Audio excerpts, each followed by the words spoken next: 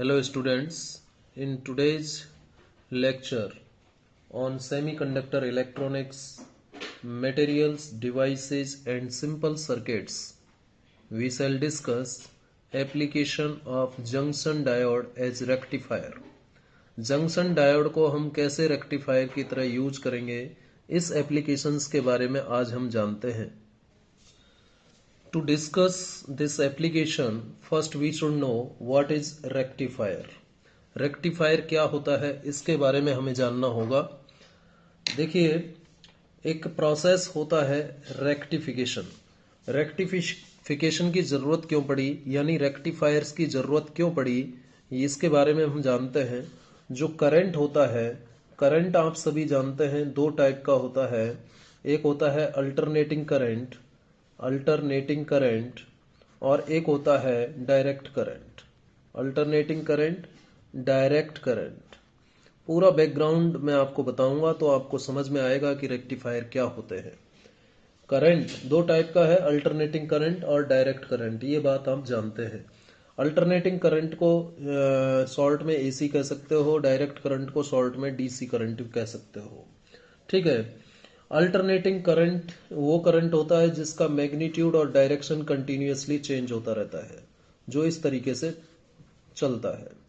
जिसका मैग्नीट्यूड और direction continuously change होता रहता है उसे हम अल्टरनेटिंग करंट कहते हैं. यहां पर magnitude as well as direction changes continuously. Magnitude और डायरेक्शन कंटिन्यूअसली चेंज होते हैं. किस केस में? अल्टरनेटिंग करंट के केस में कंटिन्यूअसली चेंज होता है मैग्नीट्यूड और डायरेक्शन अल्टरनेटिंग करंट के लिए. जबकि डायरेक्ट करंट के केस में यदि मैं बात करूं, तो डायरेक्ट करंट का जो ग्राफ होता है वो इस टाइप का होता है. इस टाइप का ग्राफ होता है, यानी इस टाइप से डायरेक्ट करंट ये एक्सिस हो गया और डायरेक्ट करंट इस टाइप से ग्राफ आता है. स्ट्रेट लाइन ग्राफ होता है, यानी इसका मैग्नीट्यूड सेम रहता है and also the directions remain same. ठीक है. अल्टरनेटिंग करंट में मैग्नीट्यूड और डायरेक्शन दोनों टाइम पर डिपेंड करते हैं. Magnitude as well as direction depends on time in case of alternating current, but in direct current magnitude and direction does not depend on time. Direct current में जो magnitude है वो change नहीं होता है. There is no change in magnitude with respect to time. There is no change in magnitude. There is no change in magnitude as well as direction. ना तो magnitude में चेंज होता है और ना ही डायरेक्शन में चेंज होता है. किस केस में? डायरेक्ट करंट के केस में. डायरेक्ट करंट के केस में ना तो मैग्नीट्यूड चेंज होता है और ना ही डायरेक्शन चेंज होता है, यानी मैग्नीट्यूड और डायरेक्शन टाइम पर डिपेंड नहीं करते. अब जो अल्टरनेटिंग करंट है उसका जेनरेशन, अल्टरनेटिंग करंट का जेनरेशन, अल्टरनेटिंग करंट का ट्रांसमिशन, अल्टरनेटिंग करंट का डिस्ट्रीब्यूशन, जनरेशन, ट्रांसमिशन, डिस्ट्रीब्यूशन, ये सब क्या होते हैं? इकोनॉमिकल होते हैं. कैसे होते हैं? इकोनॉमिकल होते हैं, यानी कम खर्चीले होते हैं. अल्टरनेटिंग करंट का जो जनरेशन है वो उसमें कम पैसा खर्च होता है, ट्रांसमिशन में भी कम कॉस्ट आती है, डिस्ट्रीब्यूशन में भी कम कॉस्ट आती है. यानी अल्टरनेटिंग करंट का जनरेशन, ट्रांसमिशन और डिस्ट्रीब्यूशन ये इकोनॉमिकल होता है. जबकि डायरेक्ट करंट का जनरेशन, ट्रांसमिशन और डिस्ट्रीब्यूशन नॉट इकोनॉमिकल, ये इकोनॉमिकल नहीं होता. Not economical as compare to direct current. Direct current के कंपैरिजन में डायरेक्ट करंट का जो डिस्ट्रीब्यूशन है, जनरेशन है, ट्रांसमिशन है, वो इकोनॉमिकल नहीं होता. इसलिए हम किसका यूज करते हैं? अल्टरनेटिंग करंट का यूज करते हैं ट्रांसमिशन के लिए, जिससे कि कम कॉस्ट आए. लेकिन जितने भी इलेक्ट्रिकल डिवाइसेज हैं, फॉर ऑल इलेक्ट्रिकल डिवाइसेज, यहां पर आपको ध्यान देना होगा, नोट करके हम लिख सकते हैं, for almost all electrical devices, for all electronic devices, for all electronic devices we require, क्या जरूरत होती है हमें, वी रिक्वायर डीसी करंट और वोल्टेज, डीसी करंट और डीसी वोल्टेज की हमें जरूरत होती है। जितनी भी इलेक्ट्रॉनिक डिवाइस हैं वो डीसी करंट या डीसी वोल्टेज पर वर्क करती है। अब हमें चाहिए डीसी, क्योंकि हमें हम तो यहाँ पर बात कर रहे हैं इलेक्ट्रॉनिक डिवाइसेज की। अब इलेक्ट्रॉनिक डिवाइस को रन करना है तो हमें क्या चाहिए, डायरेक्ट करंट चाहिए, हमें डायरेक्ट वोल्टेज चाहिए। ठीक है, अब डायरेक्ट करंट को कैसे प्राप्त करें ये प्रश्न आ जाता है, क्योंकि हमने जनरेट कौन सा किया है, अल्टरनेटिंग करंट जनरेट किया है, और इसको दूर डिस्टेंस से जनरेट करके जो है किसी फार्थेस्ट डेस्टिनेशन तक ट्रांसमिट भी कर रहे हैं, डिस्ट्रीब्यूट भी कर रहे हैं। लेकिन हमारे जो इलेक्ट्रॉनिक डिवाइसेज हैं, जैसे कि टेलीविजन सेट है, जैसे कि कंप्यूटर है, ठीक है, जैसे कि मोबाइल्स हैं, ये जितने भी इलेक्ट्रॉनिक डिवाइसेज हैं इनके लिए हमें डायरेक्ट करंट की जरूरत होती है, डायरेक्ट वोल्टेज की जरूरत होती है। तो फिर अब क्वेश्चन आता है कि डायरेक्ट वोल्टेज को, डायरेक्ट करंट को हम प्राप्त कैसे करें। अब देखिए डायरेक्ट करंट को, डायरेक्ट करंट को डायरेक्ट करंट, डीसी करंट और वोल्टेज, डीसी वोल्टेज की बात करें या डीसी करंट की बात करें, डीसी करंट और वोल्टेज कैन बी ऑब्टेन्ड, किससे प्राप्त किया जा सकता है, can be obtained from cells, cells से प्राप्त होता है, बैटरी से जिसे आप कहते हो, सेल्स से प्राप्त हो सकता है, सेल्स या फिर बैटरी, ठीक है, या फिर और and rectification, and rectification, and rectification, and rectification devices, यानी जो रेक्टिफिकेशन करती हैं उन डिवाइसेज से प्राप्त होता है। अब आपके दिमाग में क्वेश्चन आ रहा होगा कि सर ये रेक्टिफिकेशन डिवाइस क्या होती है। चिंता मत कीजिए, लोड मत लीजिए, मैं आपको ये भी बताऊंगा। डायरेक्ट करंट और डायरेक्ट वोल्टेज को हम सेल और बैटरी से प्राप्त कर सकते हैं और रेक्टिफिकेशन डिवाइस से प्राप्त कर सकते हैं। तो अभी तक मैंने केवल आपको बताया है कि करंट जो rate of flow of charge होता है ये दो टाइप का होता है, एसी करंट और डायरेक्ट करंट। एसी करंट का मैग्नीट्यूड और डायरेक्शन कंटिन्यूअसली चेंज होता है, यानी इसका मैग्नीट्यूड और डायरेक्शन टाइम पर डिपेंड करता है। डायरेक्ट करंट का मैग्नीट्यूड और डायरेक्शन टाइम पर डिपेंड नहीं करता, ये कांस्टेंट रहता है। एसी करंट का जनरेशन, ट्रांसमिशन और डिस्ट्रीब्यूशन इकोनॉमिकल होता है, जबकि डायरेक्ट करंट का जनरेशन, ट्रांसमिशन और distribution as compare to AC economical नहीं होता। लेकिन जितनी भी इलेक्ट्रॉनिक डिवाइसेज हैं उनमें हमें जरूरत होती है डायरेक्ट करंट की या डायरेक्ट वोल्टेज की।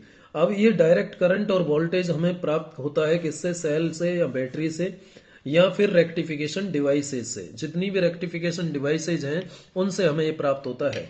अब क्वेश्चन खड़ा हो गया कि रेक्टिफिकेशन डिवाइस का मतलब क्या होता है। देखिए, रेक्टिफिकेशन डिवाइस जैसे कि रेक्टिफायर्स होते हैं, तो सबसे पहले तो हम ये जान लेते हैं कि रेक्टिफिकेशन क्या है। रेक्टिफिकेशन क्या है, रेक्टिफिकेशन के बारे में जानते हैं। रेक्टिफिकेशन क्या है, rectification is a process of converting alternating current और वोल्टेज इनटू डायरेक्ट करंट और voltage. It is a process, it is a process, it is a process of converting, of converting AC voltage into DC voltage.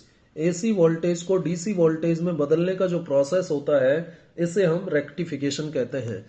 And a device, and a device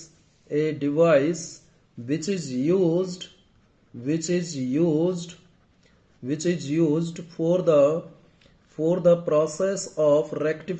for the process of rectification, और जिस device का use हम rectification के लिए करते हैं, in a device which is used for the process of rectification is called rectifier। क्या कहलाता है वो, रेक्टिफायर। तो अब आपको मीनिंग क्लियर हो गया होगा कि रेक्टिफायर का मतलब क्या है और इसकी हमें स्टडी करने की जरूरत क्या पड़ गई।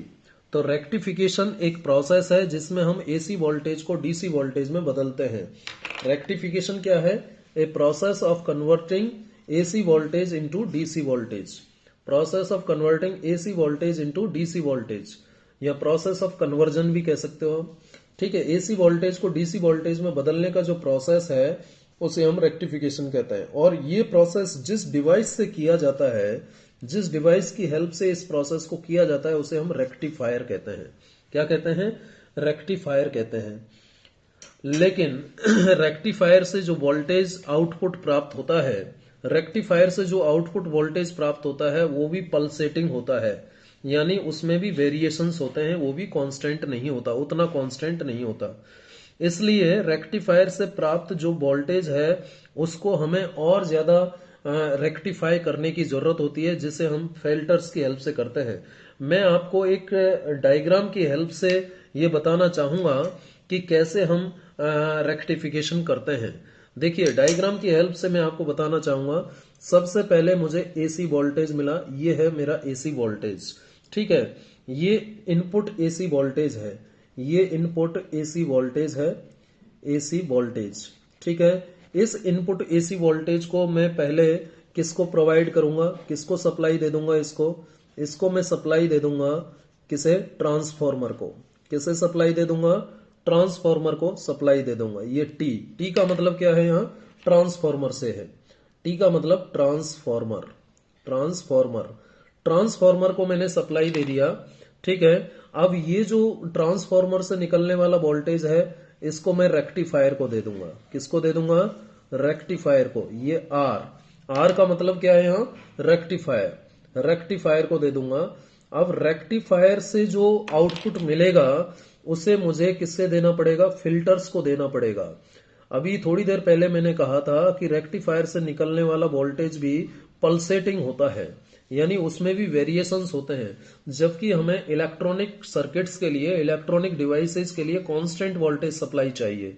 तो हमें उस रेक्टिफाइड वोल्टेज को भी, जो रेक्टिफाइड से आउटपुट हमें मिल रहा है, उस रेक्टिफाइड वोल्टेज को भी कांस्टेंट बनाने के लिए, क्योंकि वो भी पल्सेटिंग है, ठीक है, उसमें भी कुछ एसी कंपोनेंट्स इन्वॉल्व हैं, मिक्स हैं, उन एसी कंपोनेंट्स को हटाने के लिए हमें उसको पहले फिल्टर को भेजना होगा।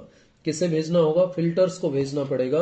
अब फिल्टर्स जो है इंडक्टर और कैपेसिटर के कॉम्बिनेशन से बनाए जाते हैं। इंडक्टर, इंडक्टिव कॉइल एल जिससे रिप्रेजेंट करते हैं, कैपेसिटर्स, इंडक्टर और कैपेसिटर्स और रेजिस्टर्स। नॉर्मली हम इंडक्टर और कैपेसिटर के कॉम्बिनेशन से फिल्टर्स बनाते हैं।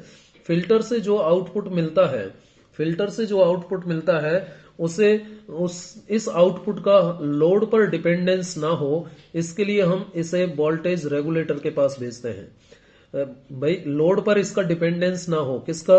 फिल्टर से निकलने वाले आउटपुट का लोड पर डिपेंडेंस ना हो, इसलिए हम इसको वोल्टेज रेगुलेटर के पास भेजते हैं। वोल्टेज रेगुलेटर का क्या काम है? जैसा नाम वैसा काम, यानी ये वोल्टेज को रेगुलेट करता है। यदि अप लो वोल्टेज मिल रहा है तो अप कर लेंगे, अब ज्यादा वोल्टेज मिल रहा है तो डाउन कर लेंगे, यानी प्रॉपर वोल्टेज बना लेंगे। इस तरीके से फाइनली हमें क्या मिलता है? डीसी वोल्टेज मिलता है। फाइनली हमें आउटपुट में इतने सारे प्रोसेस के बाद जो आउटपुट हमें मिलता है वो डीसी होता है। आउटपुट डीसी वोल्टेज हमें मिलता है। इस तरीके से हम एसी वोल्टेज को, इनपुट एसी वोल्टेज को किस में बदलते हैं? डीसी वोल्टेज में बदलते हैं।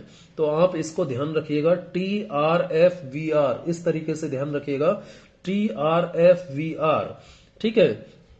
तो ये एक डायग्राम के जरिए मैंने आपको बताने की कोशिश की है कि कैसे हम एसी वोल्टेज को डीसी वोल्टेज में बदलते हैं। एसी वोल्टेज में जो इनपुट एसी वोल्टेज है, इसमें फ्लक्चुएशंस बहुत ज्यादा होते हैं। इसका मैग्नीट्यूड और डायरेक्शन कंटिन्यूसली टाइम के रेस्पेक्ट में चेंज होता है। तो सबसे पहले इसको हम करना क्या चाह रहे हैं? मैंने आपको पहले ही बताया, हम इस एसी वोल्टेज को डीसी में बदलना चाह रहे हैं, क्योंकि जो हमारी इलेक्ट्रॉनिक डिवाइसेज हैं वो डीसी वोल्टेज पर वर्क करती है, उनको कांस्टेंट वोल्टेज सप्लाई चाहिए। तो एसी वोल्टेज जो हमें मिल रहा है, सबसे पहले उसको ट्रांसफार्मर कर देंगे। कुछ अमाउंट ट्रांसफार्मर एसी वोल्टेज का डीसी में बदल देगा, कुछ रेक्टिफिकेशन, कुछ हद तक रेक्टिफिकेशन में हेल्प ट्रांसफार्मर करता है। और उसके बाद में इनको हम रेक्टिफायर्स को भेजते हैं। रेक्टिफायर्स एसी को डीसी में बदल देते हैं, लेकिन यहाँ रेक्टिफायर से जो निकलने वाला आउटपुट है वो भी कैसा होता है? पल्सेटिंग होता है, यानी यहाँ भी कुछ हद तक एसी और डीसी मिक्स होते हैं। यहाँ भी एसी और डीसी मिक्स होते हैं। देखिए यहाँ पर तो प्योर हमें एसी मिल रहा है, प्योर एसी आया। अब ट्रांसफार्मर से जो निकला वो AC प्लस DC है, AC प्लस DC है। ज्यादातर हिस्सा इसका 90% AC है और 95% AC है और 5% आप कह सकते हो DC है। ठीक है, अब रेक्टिफायर से जब इसको पास कर दोगे तो आपको यहां पर 80% जो है DC मिल जाएगा और 20% अभी भी AC का होगा। यहां पर 20%, ये एक अप्रोक्सीमेट वैल्यूज में बता रहा हूं। अब इस 20% AC को, ये AC जो होता है ना बेटा, ये होता है फ्लक्चुएशन और कांस्टेंट वोल्टेज कौन सा होता है, DC होता है। इन फ्लक्चुएशंस को हम इलेक्ट्रॉनिक्स की लैंग्वेज में क्या कहते हैं, रिपल कहते हैं। जो फ्लक्चुएशंस होते हैं, फ्लक्चुएशंस जो होते हैं डायरेक्ट वोल्टेज में, AC कंपोनेंट जो होते हैं डायरेक्ट वोल्टेज में, उनको हम रिपल फैक्टर्स बोलते हैं। अब इस रिपल को भी हमें हटाना है, तो फिल्टर से जब हम पास कर देंगे तो लगभग 99% हमें DC मिल जाएगा। 99% AC जो है 99% DC में बदल जाएगा। 99 अभी तक ऐसा कोई डिवाइस नहीं बना है जिसकी हेल्प से हम 100% AC को DC में बदल दें। कुछ ना कुछ फ्लक्चुएशंस फिर भी आ जाते हैं। वोल्टेज रेगुलेटर की हेल्प से हम और ज्यादा इसको रेगुलेट कर लेते हैं। फाइनली हमें लगभग DC वोल्टेज आउटपुट में मिल जाता है। तो इस तरीके से 99.9% हमें DC मिल जाता है। तो इस तरीके से AC को DC में बदलने का ये जो प्रोसेस है, इसे हम रेक्टिफिकेशन कहते हैं। और जिस डिवाइस की हेल्प से हम इस रेक्टिफिकेशन प्रोसेस को करते हैं उन्हें हम रेक्टिफायर्स कहते हैं। तो उम्मीद है आपको ये समझ में आया होगा कि रेक्टिफायर्स का मतलब क्या है। तो हम सबसे पहले आज जिस एप्लीकेशन की यहाँ बात करने जा रहे हैं वो है रेक्टिफायर। ठीक है, और उसके बाद में हम फिल्टर्स की बात करेंगे। ट्रांसफार्मर की बात तो हम ऑलरेडी कर ही चुके हैं, पहले चैप्टर नंबर 7 में बात कर चुके हैं ट्रांसफार्मर की। अब हम रेक्टिफायर की बात करेंगे। रेक्टिफायर जो कि एप्लीकेशन है जंक्शन डायोड का। जंक्शन डायोड की एक प्रॉपर्टी होती है जिसका यूज हम रेक्टिफायर में करते हैं। वो प्रॉपर्टी कौन सी है, यूनी डायरेक्शनल। जो जंक्शन डायोड होते हैं, जो जंक्शन डायोड होते हैं, मैं बात कर रहा हूं रेक्टिफायर्स की। किसकी बात कर रहा हूं, रेक्टिफायर की। रेक्टिफायर क्या होता है, एक डिवाइस होता है जिसकी हेल्प से हम क्या करते हैं, रेक्टिफिकेशन करते हैं। रेक्टिफिकेशन करते हैं a device with the help of which we convert AC voltage into DC voltage. A device, rectifier का मतलब क्या होता है, a device which convert AC voltage into DC voltage. AC voltage को जो DC वोल्टेज में बदलता है, ठीक है, उसे हम क्या कहते हैं, इज कॉल्ड रेक्टिफायर। यानी जिसकी हेल्प से हम रेक्टिफिकेशन करते हैं उसे हम रेक्टिफायर कहते हैं। ठीक है, अब जो रेक्टिफायर है, जो ये AC को DC में बदलने का ये जो प्रोसेस है, प्रोसेस ऑफ, ये मैं ऑलरेडी आपको बता चुका हूं, दोबारा से लिख लीजिए। Process of conversion of AC voltage into DC voltage. AC voltage का DC वोल्टेज में बदलने का जो प्रोसेस है उसे हम क्या कहते हैं, इज कॉल्ड रेक्टिफिकेशन। ये कहलाता है रेक्टिफिकेशन। अब रेक्टिफायर्स में जो हम काम करते हैं वो जंक्शन डायोड की प्रॉपर्टी का यूज करके करते हैं। जंक्शन डायोड जो होते हैं, जंक्शन डायोड, देखिए कौन सी प्रॉपर्टी का यूज करते हैं हम। जंक्शन जो डायोड होते हैं, PN junction diode conducts only when forward वाइज। जंक्शन डायोड केवल करंट कंडक्ट करते हैं किस केस में, junction diode conducts only when forward biased. जब वो फॉरवर्ड वाइज में होते हैं, फॉरवर्ड वाइसिंग में ही करंट कंडक्ट करते हैं, क्योंकि इस केस में ही मेजॉरिटी चार्ज कैरियर्स का फ्लो होता है, डिफ्यूजन करंट यहाँ पर ज्यादा होता है। तो फॉरवर्ड वाइज्ड जब जो होते हैं PN जंक्शन डायोड, केवल उसी समय करंट कंडक्ट करते हैं। ठीक है, and it does not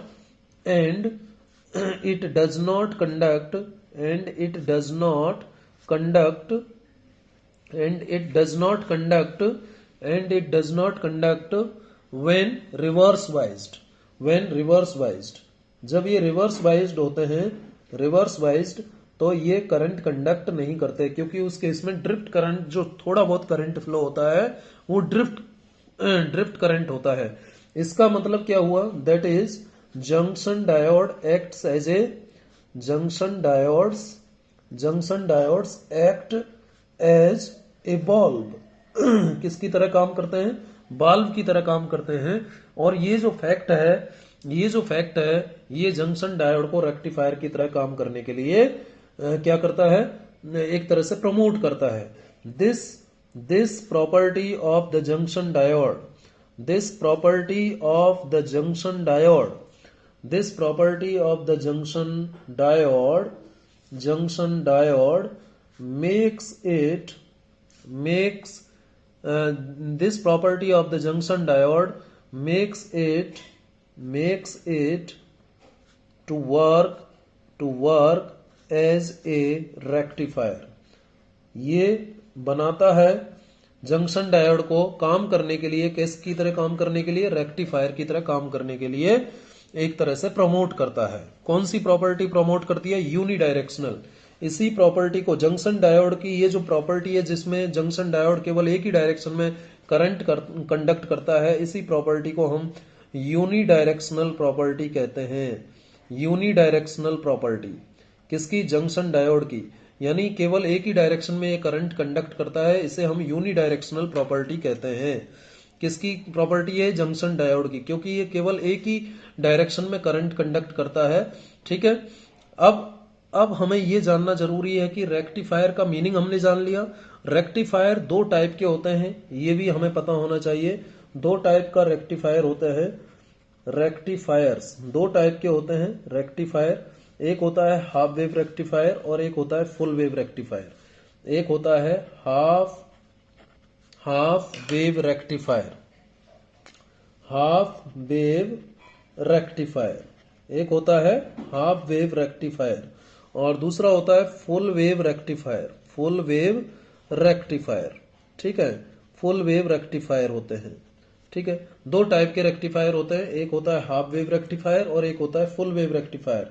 half wave rectifier को शॉर्ट में हम कहते हैं HWR हाफ वेव रेक्टिफायर, और फुल वेव रेक्टिफायर को शॉर्ट में हम कहते हैं FWR। फुल वेव रेक्टिफायर को शॉर्ट में हम क्या कहते हैं, FWR। दो टाइप के रेक्टिफायर की मैंने यहां पर आपसे बात की, half wave rectifier and full wave rectifier. Half wave rectifier को हम शॉर्ट में क्या कहते हैं, HWR, और फुल वेव रेक्टिफायर को हम शॉर्ट में क्या कहते हैं, FWR। ठीक है, अब हाफ वेव रेक्टिफायर और फुल वेव रेक्टिफायर, इनके बारे में जानना अब जरूरी हो गया। हाफ वेव रेक्टिफायर का मतलब क्या है, हाफ वेव रेक्टिफायर जो कि अल्टरनेटिंग वोल्टेज के केवल हाफ साइकिल का रेक्टिफिकेशन करते हैं, यानी जिसमें केवल हाफ वेव का रेक्टिफिकेशन होता है। ठीक है, जिसमें जैसे हाफ वेव रेक्टिफायर जो होते हैं ना बेटा, जैसे ये एक इनपुट अल्टरनेटिंग वोल्टेज है, इस टाइप का आपने अल्टरनेटिंग वोल्टेज दिया किसको, हाफ वेव रेक्टिफायर को। ये हाफ वेव रेक्टिफायर है, तो इससे निकलने वाला जो आउटपुट होगा वो किस टाइप का होगा, इस टाइप का होगा। इस टाइप का आउटपुट मिलता है हमें। ये इनपुट एसी वोल्टेज हमने दिया और ये आउटपुट एसी वोल्टेज हमें मिल गया। ठीक है, हाफ वेव रेक्टिफायर की हेल्प से। तो यहां पर देखिए केवल आधे हिस्से का, केवल इस वाले हिस्से को रेक्टिफाई किया है इसने। केवल पॉजिटिव हाफ को तो आगे जाने दिया, लेकिन नेगेटिव हाफ का रेक्टिफिकेशन हो गया। तो वेव के केवल आधे हिस्से का जो रेक्टिफिकेशन करता है उसे हम क्या कहते हैं, हाफ वेव रेक्टिफायर। ठीक है, तो हाफ वेव रेक्टिफायर का मतलब है a rectifier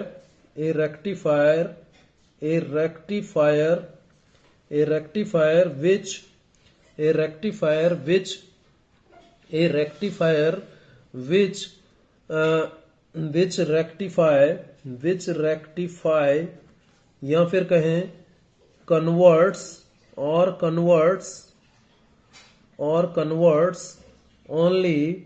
only one half of AC into DC।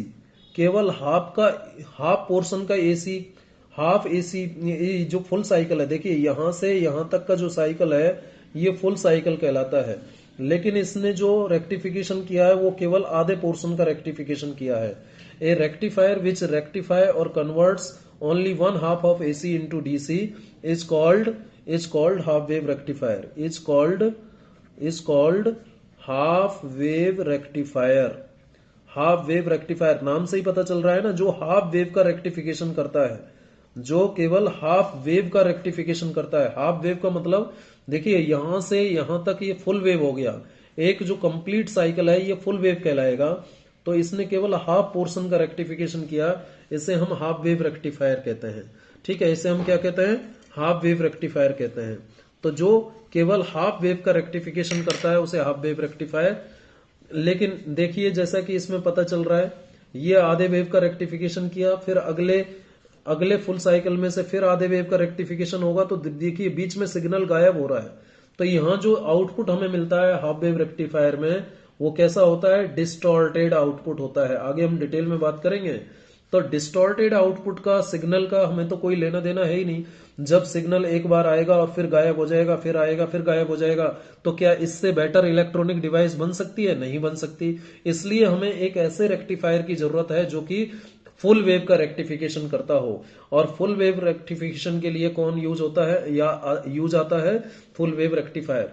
Full wave rectifier में क्या होगा, जैसे ये आपने एक वेव इनपुट दिया, किसको दिया ये इनपुट, फुल वेव रेक्टिफायर को दिया। ये फुल वेव रेक्टिफायर है, और इसको देने से जो आउटपुट आपको मिलेगा अब वो इस टाइप का मिलेगा, आउटपुट इस टाइप का मिलेगा। यानी यहां पर पूरी इस वेव का भी रेक्टिफिकेशन हुआ। ये नेगेटिव हाफ में मिल रहा था ना, तो इसको इसने पॉजिटिव हाफ में कन्वर्ट कर दिया। तो इस तरीके से इसने आउटपुट जो मिला हमें कंटिन्यूअस मिल रहा है, लेकिन ये पल्सेटिंग है। यहां भी पल्सेटिंग था, यहां भी रिपल फैक्टर था, यहां भी एसी वोल्टेज थे, यहां भी एसी वोल्टेज है। तो इन रिपल फैक्टर्स को हमें रिमूव करना होगा, वो हम काम फिल्टर्स की हेल्प से करेंगे। लेकिन अभी फुल वेव रेक्टिफायर की बात कर रहे हैं।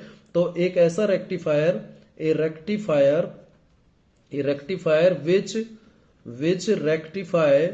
which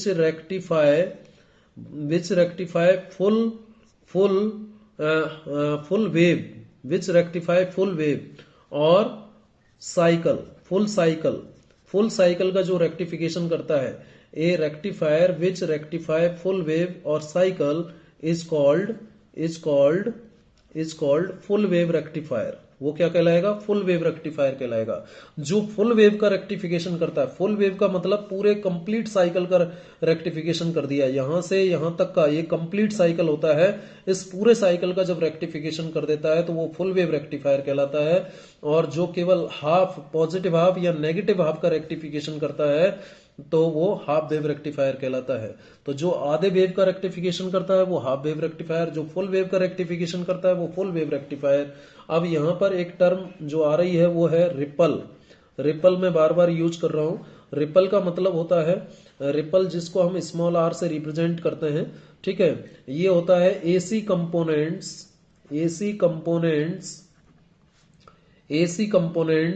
in DC voltage. AC component in DC voltage is are called ripples। क्या कहलाते हैं वो, रिपल्स कहलाते हैं। ठीक है, जैसे जो ये आउटपुट डीसी वोल्टेज में, AC components in output DC voltage are called AC components in output DC voltage are called ripples। अब हम चाहेंगे कि रिपल तो कम से कम हो, ठीक है, रिपल कम से कम होना चाहिए। तो इसके लिए अब हम समझते हैं पहले हाफ वेव रेक्टिफायर क्या होता है और फुल वेव रेक्टिफायर क्या होता है। मीनिंग तो हमने जान लिया, लेकिन ये बने कैसे होते हैं, इनको हम डायोड की हेल्प से बनाते हैं, लेकिन कैसे बनाते हैं इसके बारे में अब हम जानेंगे। तो सबसे पहले हम बात कर लेते हैं हाफ वेव रेक्टिफायर की। हाफ वेव रेक्टिफायर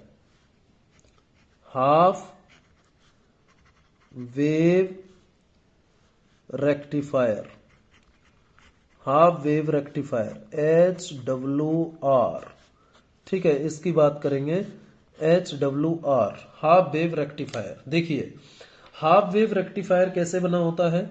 ये ट्रांसफॉर्मर, ये मैं एक ट्रांसफॉर्मर बना लेता हूं। ये ट्रांसफॉर्मर की प्राइमरी कॉइल है, ठीक है, ये ट्रांसफॉर्मर की प्राइमरी कॉइल और ये ट्रांसफॉर्मर की सेकेंडरी कॉइल।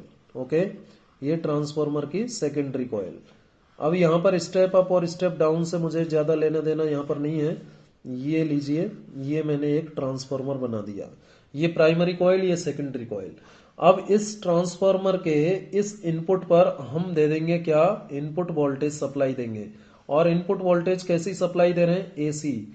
एसी इनपुट दे दिया हमने। हम एसी को किस में बदलना चाहते हैं, इनपुट, ये इनपुट एसी वोल्टेज है, एसी वोल्टेज, ठीक है। और इसको हम डायरेक्ट वोल्टेज में बदलना चाहते हैं, डीसी में बदलना चाहते हैं। तो हम किसका यूज कर रहे हैं, हाफ वेव रेक्टिफायर का। हाफ वेव रेक्टिफायर में सिंगल डायोड होता है, केवल यहां पर एक डायोड होता है, पीएन जंक्शन डायोड जिसे हम कहते हैं। ये पी टाइप और ये एन टाइप, और ये इस तरीके से यहाँ पर आपस में जुड़े रहते हैं। यहाँ पर इस तरीके से जुड़े रहते हैं, इस तरीके से ये आपस में जुड़े रहते हैं। और यहाँ पर एक होता है, आप कह सकते हैं यहाँ आउटपुट होता है, यहाँ आउटपुट होता है। और यहाँ पर एक रेजिस्टेंस लगा दीजिए जिसको आप लोड रेजिस्टेंस कहेंगे। क्या कहेंगे, लोड रेजिस्टेंस, RL। इसके अक्रॉस आप आउटपुट प्राप्त करेंगे। क्या मिलेगा यहाँ पर, आउटपुट।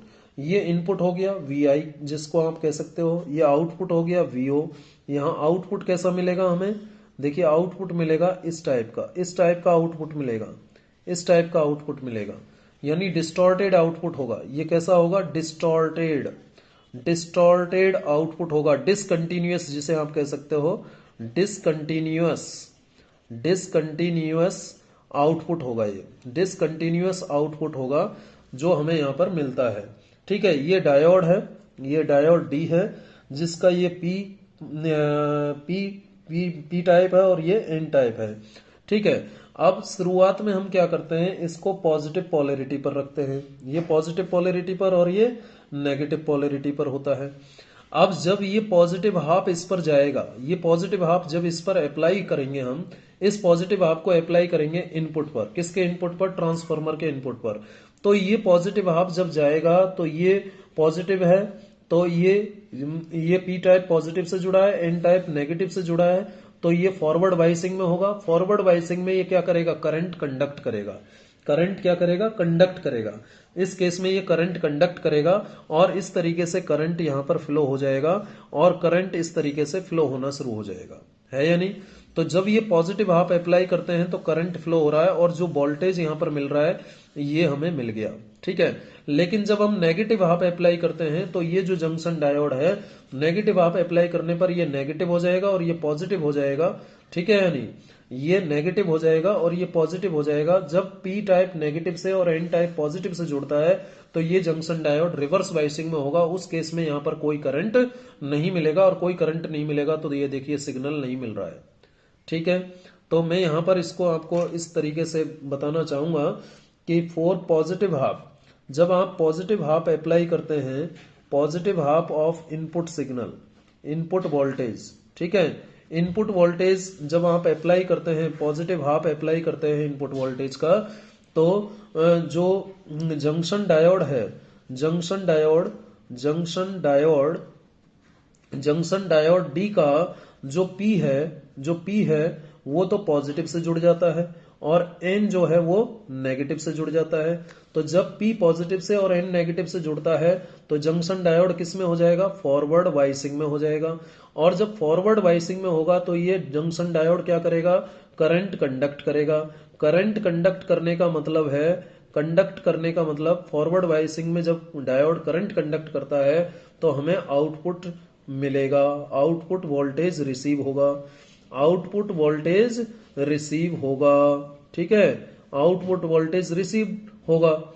लेकिन जब हम नेगेटिव हाफ अप्लाई करते हैं, for negative half of input voltage, for negative half of input voltage, जब हम नेगेटिव हाफ को अप्लाई करते हैं, इनपुट वोल्टेज के नेगेटिव हाफ को अप्लाई करते हैं, यानी इस वाले पोर्शन को अप्लाई करते हैं, तो ये जो पॉजिटिव है ये अब नेगेटिव हो जाएगा और ये जो नेगेटिव है ये अब पॉजिटिव पोलैरिटी पर आ जाएगा। यानी इस केस में जंक्शन डायोड, जंक्शन डायोड जब नेगेटिव हाफ आप अप्लाई करते हैं तो जंक्शन डायोड डी का जो पी टाइप है वो नेगेटिव पोलैरिटी से जुड़ा होगा, नेगेटिव पोटेंशियल पर होगा, और एन टाइप जो है पॉजिटिव से जुड़ा होगा। और इस केस में जो डायोड है आपका वो रिवर्स बाइसिंग में होगा, और रिवर्स बाइसिंग में diode does not conduct current, does not conduct, does not conduct.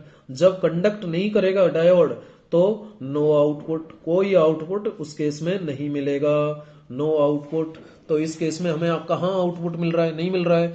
फिर अगला जो पॉजिटिव हाफ होगा उसके लिए सिग्नल मिल जाएगा, लेकिन नेगेटिव हाफ के लिए फिर से नहीं मिलेगा। तो यहां पर इस तरीके से हमें जो सिग्नल मिल रहा है, आउटपुट मिल रहा है, वो डिसकंटिन्यूअस मिल रहा है। कैसा मिल रहा है? Discontinuous. No doubt input voltage का इस हाफ वेव रेक्टिफायर ने रेक्टिफिकेशन तो किया है, लेकिन केवल आधे हिस्से का रेक्टिफिकेशन हुआ है, आधा हिस्सा तो यहां गायब ही हो गया है। इसका मतलब जो आउटपुट वोल्टेज है वो डिसकंटिन्यूअस मिल रहा है। अब डिसकंटिन्यूअस आउटपुट के साथ तो हम एक बेटर इलेक्ट्रॉनिक डिवाइस डेवलप कर ही नहीं सकते, ठीक है। और इसके अलावा इस हाफ वेव रेक्टिफायर की कुछ खास बातें और मैं आपको बताऊं। यदि इसकी एफिशिएंसी की बात करें, हाफ वेव रेक्टिफायर की एफिशिएंसी की बात करें, एफिशिएंसी जिसको नीटा से रिप्रेजेंट किया जाता है, इसकी एफिशिएंसी होती है 40.6%। 40.6% एफिशिएंसी होती है किसकी? इस हाफ वेव रेक्टिफायर की। हाफ वेव रेक्टिफायर की एफिशिएंसी 40.6% होती है। जबकि यदि मैं इसके एफिशिएंसी निकालोगे कैसे, आप कहेंगे कि सर कैलकुलेट कैसे करेंगे। एफिशिएंसी यदि आप निकालना चाहते हैं तो उस केस में ईटा इज इक्वल टू आप लिखिएगा output DC power, output DC power, output output DC power divided by input DC power, input AC, sorry, output तो डीसी मिल रहा है और इनपुट में एसी था, input AC power, output DC power upon input AC power, इसको multiply कर दो 100 से तो इसकी एफिशिएंसी आ जाएगी 40.6% एफिशिएंसी होती है किसकी? हाफ वेव रेक्टिफायर की। लेकिन यदि इसके रिपल फैक्टर की बात करें, रिपल फैक्टर जो होता है हाफ वेव रेक्टिफायर का, उसकी मैं बात बताऊं आपको। तो जो रिपल फैक्टर होता है हाफ वेव रेक्टिफायर का, रिपल फैक्टर जिसको स्मॉल आर से रिप्रेजेंट करते हैं, रिपल फैक्टर स्मॉल आर का मतलब होता है alternating current divided by direct current, alternating current divided by direct current, ये हम निकाल सकते हैं। देखिए एक बात आपको ध्यान रखनी होगी, यहाँ रूट मीन स्क्वायर वैल्यू होती है करंट की, इसका जो स्क्वायर है वो डायरेक्ट करंट के स्क्वायर और अल्टरनेटिंग करंट के स्क्वायर के बराबर होता है, ठीक है। तो अब आप यहां से अल्टरनेटिंग करंट निकाल सकते हैं। आई ए सी स्क्वायर बराबर क्या आ जाएगा? I R M S square minus I D C square. तो यहां से आई ए सी आप निकाल लेंगे इस तरीके से, I R M S square minus I D C square, और आई ए सी का वैल्यू यहां रख देंगे। तो इस तरीके से रिपल फैक्टर जब आप कैलकुलेट करेंगे, किसका रिपल फैक्टर? क्योंकि आईडीसी तो हमें पता है ना, आईडीसी हमें पता है और आईआरएमएस भी पता है। आईआरएमएस आप जानते होंगे, आईआरएमएस कितना होता है? मैंने आपको ऑलरेडी चैप्टर नंबर 7 में बता रखा है, आई एम अपॉन रूट 2 होता है। आई एम अपॉन रूट 2 होता है, आई एम अपॉन रूट 2। ये आई आर एम एस की वैल्यू नहीं, आई एम अपॉन 2 होता है, आई एम अपॉन रूट 2 होता है, यस। और आई डी सी की यदि मैं बात करूं, आई डी सी की वैल्यू की मैं बात करूं तो आई एम अपॉन पाई होता है, आई एम अपॉन पाई होता है, ठीक है, आई एम अपॉन पाई होता है। और रूट मीन स्क्वायर वैल्यू क्या होता है? आई एम अपॉन रूट 2 होता है, आई एम अपॉन रूट 2 होता है, ठीक है। तो इस तरीके से जब हम वैल्यू कैलकुलेट करेंगे रिपल फैक्टर की, तो लगभग कितना आएगा? 1.21 आता है। ये रिपल फैक्टर आता है। ये हालांकि कैलकुलेशन से हमें कोई यहाँ लेना देना नहीं है, जस्ट एक्स्ट्रा नॉलेज के लिए मैंने आपको बताया कि जो रिपल फैक्टर है वो कितना आता है। रिपल फैक्टर इस हाफ वेव रेक्टिफायर के केस में 1.21, या फिर इसको लिख सकते हैं 121%। 121% रिपल फैक्टर आता है, यानी बहुत ज्यादा एसी कंपोनेंट होते हैं किसके आउटपुट में? इस हाफ वेव रेक्टिफायर के आउटपुट में बहुत ज्यादा एसी कंपोनेंट होते हैं, 121% एसी कंपोनेंट होते हैं। तो इसका मतलब इसका जो रेक्टिफिकेशन है वो बेटर नहीं है, ठीक है। इसके अलावा पीक इनवर्स वोल्टेज भी एक आपको पता होना चाहिए। पीक इनवर्स वोल्टेज भी होता है हाफ वेव रेक्टिफायर का। Peak inverse voltage, peak inverse voltage जिसको आप पीआईवी शॉर्ट में कह सकते हो, पीक इनवर्स वोल्टेज, ये वो मैक्सिमम वोल्टेज है जब डायोड करंट कंडक्ट नहीं करता है तो उस समय ये मैक्सिमम वोल्टेज प्रेजेंट रहता है। ठीक है। और जो डायोड होता है इसमें इस मैक्सिमम वोल्टेज को वियर करने की कैपेसिटी होनी चाहिए। ये वो मैक्सिमम वोल्टेज है, it is that maximum voltage, it is peak का मतलब होता है maximum, it is that maximum voltage, it is that maximum voltage, ये वो मैक्सिमम वोल्टेज होता है which is present which is present which is present when diode is not conducting, when diode is not conducting any current। जब diode कोई current conduct नहीं कर रहा है तो उस समय जो मैक्सिमम वोल्टेज होता है डायोड के पास वो पीक इनवर्स वोल्टेज होता है। और ये पीक इनवर्स वोल्टेज की जो वैल्यू होती है हाफ वेव रेक्टिफायर के केस में ये होती है EM, या कई बुक्स में मैक्सिमम को E0 से भी लिखा है या VM भी लिखा है, V0 भी लिखा है, तो ये ध्यान रखिएगा। तो मैंने आपको यहाँ पर 3 एक्स्ट्रा बातें बताई। एक बात तो मैंने बताई आपको एफिशिएंसी की, एफिशिएंसी इसकी मात्र 40.6% है, रिपल फैक्टर इसका बहुत ज्यादा है 1.21 है, और पीक इनवर्स वोल्टेज इसका EM है। और इस मैक्सिमम वोल्टेज को वेयर करने की क्षमता होनी चाहिए किसमें, आपके इसमें डायोड में। ठीक है। अब हम देखिए इस डिस्कशन से ये पता चल गया कि जो हाफ वेव रेक्टिफायर है वो बहुत बेटर रेक्टिफिकेशन नहीं कर रहा है, इसलिए हमें एक अनदर डिवाइस का यूज करना होगा जिसे हम फुल वेव रेक्टिफायर कहते हैं। तो चलिए फुल वेव रेक्टिफायर की बात कर लेते हैं। Full wave rectifier, full wave rectifier, full wave rectifier meaning तो मैंने आपको ऑलरेडी बता ही रखा है। जो फुल वेव का रेक्टिफिकेशन करता है उसे हम फुल वेव रेक्टिफायर कहते हैं। यदि इसके डायग्राम की मैं बात करूं तो फुल वेव रेक्टिफायर का जो डायग्राम है वो पहले वही ट्रांसफॉर्मर बनाएंगे।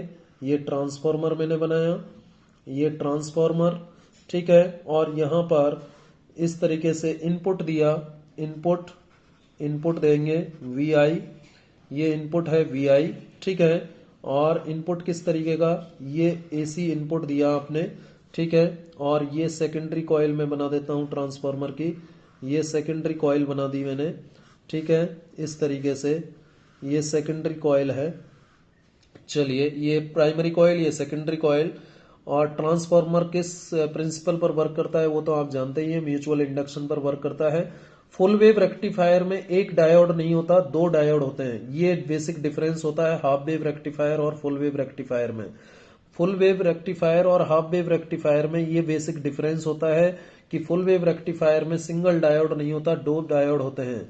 और ये इस तरीके से 2 डायोड होते हैं और ये दोनों डायोड इस तरीके से आपस में जुड़े रहते हैं, इस तरीके से जुड़े रहते हैं। ये डायोड D1 और ये डायोड D2, ठीक है। और एक यहां से सेंटर टेप लिया जाता है, यानी इस कॉइल के सेंटर से कनेक्शन लिया जाता है जिसे हम सेंटर टेप कहते हैं। ये C सेंटर टेप कहलाता है, सेंटर से कनेक्शन लिया गया है, इसको हम सेंटर टेप कहते हैं, ठीक है। सेंटर टेप से एक कनेक्शन लिया और एक कनेक्शन यहां से लेकर के इस तरीके से, और एक यहां से लिया और यहां पर जोड़ दिया एक लोड रजिस्टर आउटपुट रिसीव करने के लिए। और यहां पर हमें मिल जाएगा आउटपुट, क्या मिल जाएगा, आउटपुट मिलेगा, आउटपुट VO, आउटपुट मिल जाएगा, आउटपुट, ठीक है। ये आउटपुट मिल जाएगा। और जो आउटपुट यहां पर मिलेगा हमें वो किस टाइप का होगा, देखिए आउटपुट जो है कंटिन्यूअस होगा। कैसा होगा, कंटिन्यूअस होगा, आउटपुट कंटिन्यूअस होगा, कंटिन्यूअस आउटपुट होगा, कंटिन्यूअस आउटपुट होगा, कंटिन्यूअस आउटपुट, ठीक है। यहां पर कोई डिस्टॉर्शन नहीं होगा, यानी सिग्नल ब्रेक नहीं होगा, आउटपुट हमें कंटिन्यूअसली मिलता रहता है यहां पर। अब देखिए इसकी वर्किंग देखते हैं। जब हम पॉजिटिव हाफ को अप्लाई करते हैं, पॉजिटिव हाफ को अप्लाई करते हैं, देखिए for positive half of input voltage, of input voltage, जब हम इनपुट वोल्टेज के पॉजिटिव हाफ को अप्लाई करते हैं, पॉजिटिव हाफ को जब अप्लाई करेंगे तो junction diode, junction diode, junction diode, कौन सा junction diode, junction diode D1, D1 का जो पी टाइप है वो पॉजिटिव से जुड़ाएगा, क्योंकि जब पॉजिटिव आप अप्लाई करेंगे तो ये पॉजिटिव और ये नेगेटिव, तो D1 का जो पी टाइप है वो पॉजिटिव से और एन टाइप नेगेटिव से जुड़ा है। यानी D1 तो हो गया आपका फॉरवर्ड बाइसिंग में, D1 किस में हो गया, फॉरवर्ड बाइसिंग में।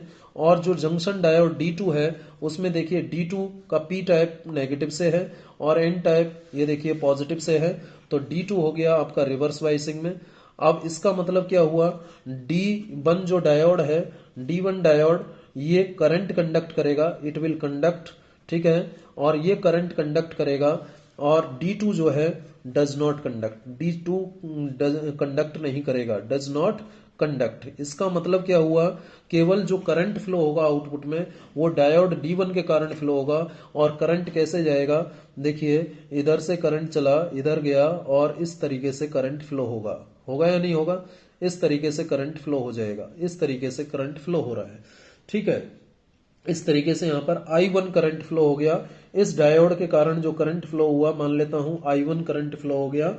अब देखिए नेगेटिव हाफ के लिए क्या सिचुएशन होगी, for negative half of the input voltage for, अब देखिए जब पॉजिटिव हाफ आपने अप्लाई किया तो ये सिग्नल आपको मिल गया, करंट कंडक्ट हुआ, ठीक है। अब नेगेटिव हाफ इसको अप्लाई कर रहे हैं, इस नेगेटिव हाफ को अप्लाई करेंगे, और जब इस नेगेटिव हाफ को अप्लाई करेंगे for negative half of input, for negative half of input voltage, input voltage के जब हम नेगेटिव हाफ को अप्लाई करेंगे तो क्या होगा, junction diode, junction diode, junction diode D1 reverse biasing में आ जाएगा और D2 जो पहले रिवर्स बाइसिंग में था वो अब फॉरवर्ड बाइसिंग में आ जाएगा। यानी D1 तो कंडक्ट नहीं करेगा, D1 करंट कंडक्ट नहीं करेगा, डज नॉट कंडक्ट, ठीक है, लेकिन D2 जो है करंट कंडक्ट करेगा, D2 करंट कंडक्ट करेगा। लेकिन अभी भी देखिए जब हमने नेगेटिव हाफ को अप्लाई किया तो ये पॉजिटिव के बजाय नेगेटिव हो गया और ये नेगेटिव के बजाय पॉजिटिव हो गया, तो उस केस में ये D2 का पी टाइप पॉजिटिव से जुड़ गया और एन टाइप नेगेटिव से जुड़ गया, तो ये फॉरवर्ड बाइस में हुआ और ये रिवर्स बाइस में हुआ, क्योंकि इसका पी टाइप नेगेटिव से जुड़ा और इसका एन टाइप पॉजिटिव से जुड़ा। तो उस केस में ये तो करंट कंडक्ट नहीं करेगा, नेगेटिव हाफ के केस में D2 करंट कंडक्ट करेगा, D2 के कारण करंट जो है ऐसे जाएगा, इस तरीके से जाएगा, I2 करंट इस तरीके से जाएगा और यहां पर आउटपुट में जो डायरेक्शन ऑफ करंट है वो अभी भी वही रहेगा। देखिए पहले भी डायरेक्शन ऑफ करंट लोड के थ्रू वही था, D1 के कारण भी करंट का डायरेक्शन वही था और D2 के कारण भी करंट का डायरेक्शन वही आ रहा है। तो आउटपुट में हमें ये देखिए सिग्नल मिल गया, आउटपुट में उसी डायरेक्शन में सिग्नल मिलेगा जिस डायरेक्शन में हमें पॉजिटिव हाफ के लिए मिल रहा था। इस तरीके से हमें कंटिन्यूअस आउटपुट इसमें मिल जाएगा, यानी डायरेक्शन ऑफ करंट हमें सेम मिलेगा। इस तरीके से इस फुल वेव रेक्टिफायर में पूरे वेव का रेक्टिफिकेशन हो गया, पूरे वेव का रेक्टिफिकेशन हो गया। लेकिन अभी भी आउटपुट कैसा है, पल्सेटेड है, इसमें एसी कंपोनेंट हैं, ठीक है, रिपल्स हैं। ये जो वेरिएशंस हैं, ये जो वेरिएशंस हैं, यदि कांस्टेंट मिलता तो एकदम वेरिएशंस नहीं होते, लेकिन यहाँ तो वेरिएशंस आ रहे हैं जिनको हम रिपल कहते हैं। अब उन रिपल्स को तो हम आगे फिल्टर की हेल्प से रिमूव करेंगे, लेकिन इसकी जो क्वालिटी है, इस सिग्नल की जो क्वालिटी है वो हाफ वेव रेक्टिफायर के कंपैरिजन में काफी बेटर होती है। क्योंकि यदि हम बात करें एफिशिएंसी की, यदि हम बात करें एफिशिएंसी की, एफिशिएंसी जो होती है फुल वेव रेक्टिफायर की, फुल वेव रेक्टिफायर की एफिशिएंसी हाफ वेव रेक्टिफायर का डबल होती है, क्योंकि यहाँ पर दो डायोड का यूज होता है। पहले 40.6 थी एक डायोड, यानी हाफ वेव रेक्टिफायर के कारण जो एफिशिएंसी थी वो 40.6 थी, लेकिन फुल वेव रेक्टिफायर के कारण जो एफिशिएंसी आई है 81.2% आई है। वहीं यदि मैं रिपल फैक्टर की बात करूं, रिपल फैक्टर जो आता है किसका, फुल वेव रेक्टिफायर का, फुल वेव रेक्टिफायर के केस में रिपल फैक्टर भी काफी कम हो जाता है। रिपल फैक्टर का जो वैल्यू है फुल वेव रेक्टिफायर के केस में वो मात्र और मात्र 0.482 रह जाता है। 0.482 का मतलब 48.2%, और फुल हाफ वेव रेक्टिफायर में ये कितना था, 121% था, जबकि फुल वेव रेक्टिफायर में तो ये मात्र 48.2% रह गया है, काफी कम हो गया है रिपल फैक्टर, यानी फ्लक्चुएशंस काफी कम हुए हैं। और पीक इनवर्स वोल्टेज की मैं बात करूं, peak inverse voltage, peak inverse voltage की यदि मैं बात करूं, PIV की, यानी जो मैक्सिमम वोल्टेज है वो यहां पर डबल हो जाता है, पहले का डबल हो जाता है। पीक इनवर्स वोल्टेज पहले से डबल हो जाता है, 2em हो जाता है। ठीक है, क्योंकि em तो हो जाएगा जब D1 की बात करेंगे और माइनस em हो जाएगा जब D2 की बात करेंगे। तो जो टोटल आएगा वो em माइनस माइनस em यानी 2em हो जाएगा। ठीक है, तो जो पीक इनवर्स वोल्टेज है वो 2em आता है, किस केस में? फुल वेव रेक्टिफायर के केस में। इस तरीके से जब हम बात करते हैं फुल वेव रेक्टिफायर की, तो यहां पर जो डायरेक्ट करंट है फुल वेव रेक्टिफायर के केस में, जो डायरेक्ट करंट है आईडीसी का वैल्यू, यदि यहां पर आप आईडीसी लिखना चाहोगे अलग से, तो ये 2im अपॉन पाई आता है, 2im अपॉन पाई आता है, ध्यान दीजिएगा। और हाँ, हाफ वेव रेक्टिफायर में ये जो मैंने वैल्यू बताया था IRMS का, ये हाफ वेव रेक्टिफायर में im अपॉन 2 होता है, ध्यान रखिएगा, ये करेक्ट कर लीजिएगा, im अपॉन 2 होता है।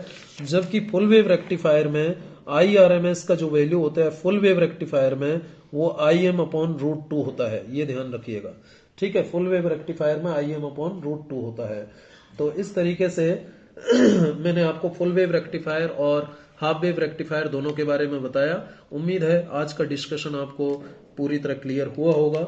इससे आगे अब हम बात करेंगे फिल्टर्स की नेक्स्ट लेक्चर में। Thank you very much.